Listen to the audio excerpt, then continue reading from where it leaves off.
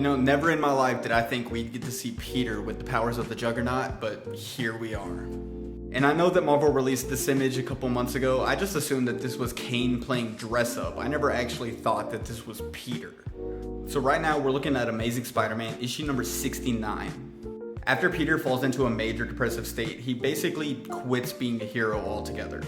Because Peter quit being a hero, the covenant between Doctor Strange and Sidorak fails, and the blight, an extra-dimensional force of rot, infects one of Sidorak's sons, Calyx.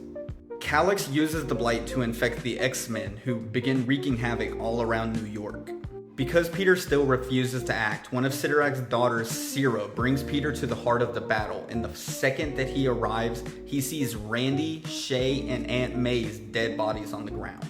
Peter then makes a deal with Phil Coulson, giving up the rest of his reeds of Ragador in exchange for all of his loved ones' lives. This brings back Randy, Shay, and Aunt May, but this leaves Peter on his last life. If he dies again, there's no coming back this time.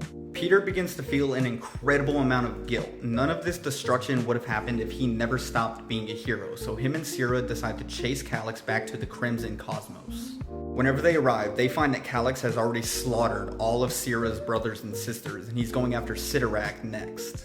Peter tries to stop Calyx, but because of the blight, Calyx is now way too powerful, and he pretty easily snaps Peter's neck, leaving Peter dead on the ground. Now, because he just gave up the last of his reeds of Ragador, there's no coming back from death this time. This one should be permanent.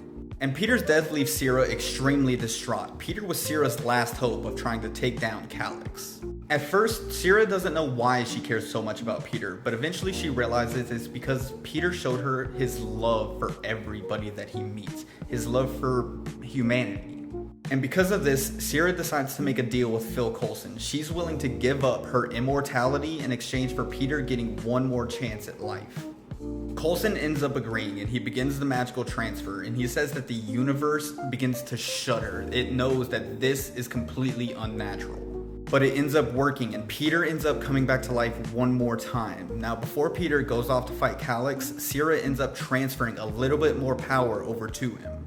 When she does, she tells Peter that he doesn't need to thank her. He simply needs to become unstoppable. He needs to become a Juggernaut. And honestly, I kind of love this. This looks pretty fucking insane.